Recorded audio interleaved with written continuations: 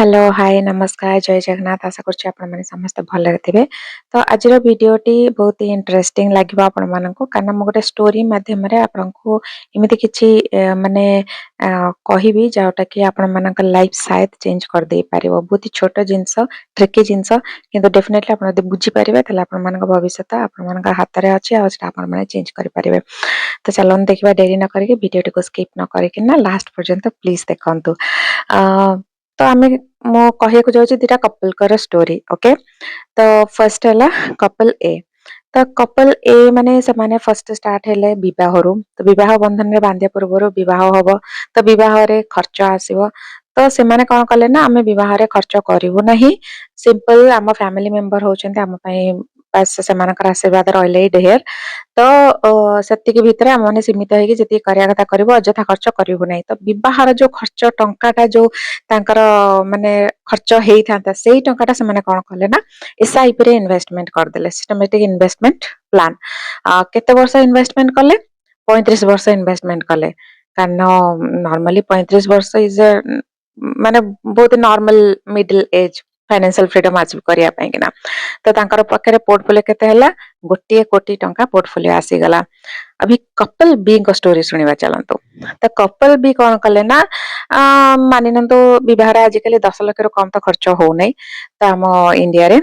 तो से माने फैंसी फैंसी फर्नीचर्स किनिले बहुत सारा लोगों को डाकिले खाया को देले शो ऑफ करेले डिजाइनर्स ड्रेस पिंदिले डिजाइनर लेहेंगा पिंदिले डिजाइन सब बहुत किछि जिंस खर्च कले ता सहित किछि कपल तो माने जदी माने डाउरी भी बहुत जगह रे माने लव मैरिज हो बा अरेंज मैरिज हो स्टिल किछि जगह रे चाली छि ता ऊपर भी खर्च कले।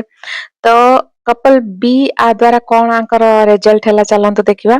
फर्स्ट हैला ईएमआई चलेला ईएमआई नै के सब बेले झगड़ा दी जन जाक स्ट्रेस टेंशन रे रहले।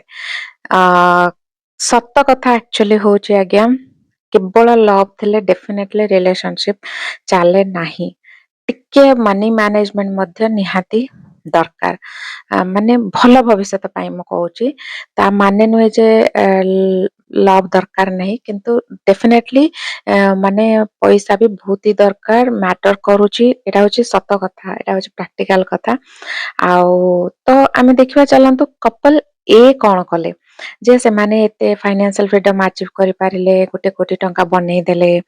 तो फर्स्ट हैला जी जहा कहंतु शो ऑफ रो एथरो से माने बंची के रहिले कथा कहार सुनिले नै कारण तांकर गोल और टारगेट फिक्स थिला जे आमे 35 वर्ष भितरे जेमते फाइनेंशियल फ्रीडम अचीव करिवु।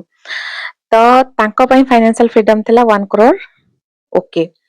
तो स्टिल से माने तापर तो और इन्वेस्टमेंट करिवे बट आगो फर्स्ट लेवल हैला तांकर 1 करोड़ थिला। तो से माने कोन कले ना जहा भी टंका आसिला फर्स्ट तांकर थिला ऑटो एसआईपी माने एसआईपी आसी की डिस्कस करिवे तापर इन्वेस्ट करि मेंट करिवे नॉट लाइक दैट ऑलरेडी से माने आगरो डिसाइड करथिले को एसआईपी रे इन्वेस्टमेंट करिवे सेति पई डेबिट मैंडेट देई के रखिथिले तनो पैसा आसिला माने कि अकाउंट रे ऑटोमेटिकली डेट देइचंती ए डेट रे डिडक्ट हे जबो डिले केबे भी हेइ नै। सेकंड थिला एसेट आपण माने जदी जमी किनुचंती घर किनुचंती माने जोटा आपण मानको पैसा इनकम करके दउची तो सेटा को हमें एसेट को। तो से मानकर एसेट थिला बेसी लायबिलिटीज बहुत ही कम थिला। थर्ड हैला लाइफस्टाइल इन्फ्लेशन तो डेली हमर डिमांड बढ़े लोगों को देखि कि हो बा जोटी रहउछंती सेटाकर एरिया हो स्टेटस शो अप करिया पई हो। तो आपण माने जदी एई जिंसटा को लाइफस्टाइल इन्फ्लेशन को जदी अवॉइड करि परिबे भी बहुत टका बंची परिबो से टका रे आपण माने इन्वेस्टमेंट करि परिबे। बस आपण मानको माने टारगेट रखियार अछि बस गोल नबार अछि आ डेली लागियार अछि। फोर्थ रे से माने कोन कले मल्टीपल इनकम सोर्स कले कारण डेफिनेटली गोटे इनकम सोर्स रे डिपेंड हेले फाइनेंशियल फ्रीडम अचीव करबा कष्ट हे जिवो। देन फिफ्थ रे हैला टर्म प्लस हेल्थ इंश्योरेंस रे निहाती से माने इन्वेस्टमेंट करथिले तो जहा द्वारा कि तांकर कोनोसी हेल्थ बिल पई किना एक्स्ट्रा माने पैसा खर्च हबा माने इथरे हबार ही तांकर नथिला सब किछि तांकर हेल्थ इंश्योरेंस रो कवर होतला। आउ टर्म इंश्योरेंस डेफिनेटली आपण माने जदी कपल थिबे ताले दी जण का नारे टर्म इंश्योरेंस नबा निहाती दरकार ताले कि जणे एटलिस्ट जदी भी ମାନେ କିଛି ହେଇଯାଉଛି ଟଚଉଡ୍ ଯଦି କିଛି ବି ହେଇଯାଉଛି ବା ଯାହା ବି ହଉଛି ତ ତାଙ୍କର ଫ୍ୟାମିଲି ଆଟଲିଷ୍ଟ ମାନେ ସଫର ନ ହେବେ ଫାଇନାନ୍ସିଆଲ ଦୃଷ୍ଟିରୁ ତ ମୁଁ କହିବି ୱେଲ୍ଥ କ୍ରିଏସନ ଗୋଟେ ଥରକରେ ହୁଏ ନାହିଁ ଆଜ୍ଞା।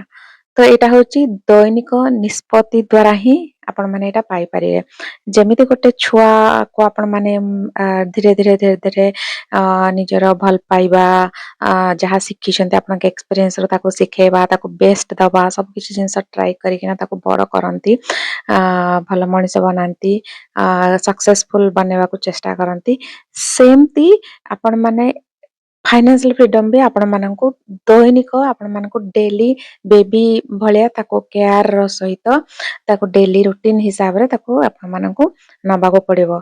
ତ ଆପଣ ମାନେ କମେଣ୍ଟ କରନ୍ତୁ ଯେ ଆପଣ ମାନେ କପଲ୍ସ ମାନେ କମେଣ୍ଟ କରନ୍ତୁ ଯେ ଆପଣ ମାନେ କପଲ ଏ ନା କପଲ ବି। ଆଉ ଯଦି ମୋ ଭିଡିଓଟି ଆପଣ ମାନଙ୍କୁ ଭଲ ଲାଗିଛି ଆପଣ ମାନେ କିଛି ଶିଖିଛନ୍ତି ଏଥିରୁ ତାହେଲେ ମତେ କମେଣ୍ଟ କରନ୍ତୁ ତାହେଲେ ୟା ଦ୍ୱାରା ମୋର ମାନେ ବହୁତ ମୁଁ ଏନକରେଜ ହେବି ଆହୁରି ଏମିତି କିଛି ଭଲ ଶିଖିବା ଭଳିଆ ମାନେ ଭିଡିଓ ନେଇକି ଆସିପାରିବି ଫାଇନାନ୍ସ ରିଲେଟେଡ। ତ ଏଇଭଳି ଫାଇନାନ୍ସିଆଲ ଅପଡେଟ ପାଇଁ ମୋ ଚ୍ୟାନେଲ ରୁପି ରହସ୍ୟକୁ ଲାଇକ୍ ସେୟାର ଆଉ ସବସ୍କ୍ରାଇବ କରନ୍ତୁ। ରହୁଛି ଜୟ ଜଗନ୍ନାଥ।